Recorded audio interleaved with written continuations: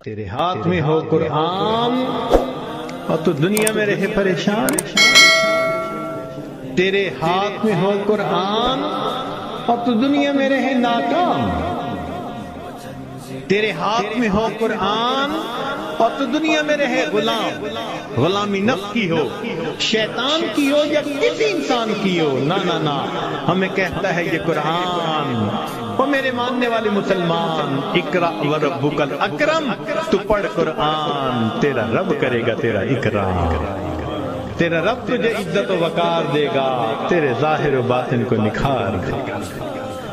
ہم اپنے اللہ کے سامنے اپنے آپ کو سپرد کر دیں، پھر دیکھیں اللہ تعالیٰ کیسے مدد فرماتے ہیں۔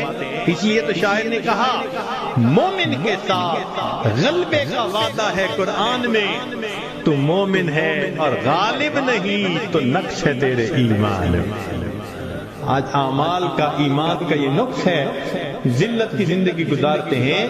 ہم عہد کریں کہ پروردگار عالم آپ کے گھر میں آئے بیٹھے ہیں، بس آپ ہی سے ہم مانگیں گے، اس لیے کہ جو روٹی کا سائل ہوتا ہے، ایک دروازے سے نہ ملے پرواہ نہیں، وہ دوسرے پہ چلا جاتا ہے، نہ ملے تیسرے پہ چلا جاتا ہے۔ مسئلہ تو ہمارا ہے جن کے پاس ایک ہی در ہے، دوسرا در نہیں ہے، ہم کہیں بھی جائیں گے کچھ نہیں ملے گا، ملے گا تو ہمیں ایک ہی در سے ملنا ہے۔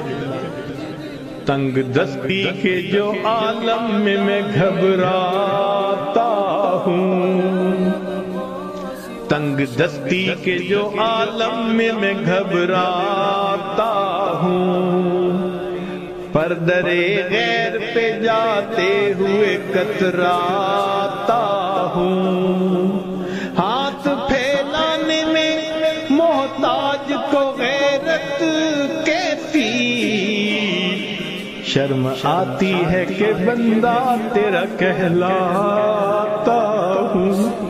اللہ بندہ آپ کا کہلاؤں اور غیر کے در پہ جاؤں، ایمانی غیرت گوارا نہیں کرتی۔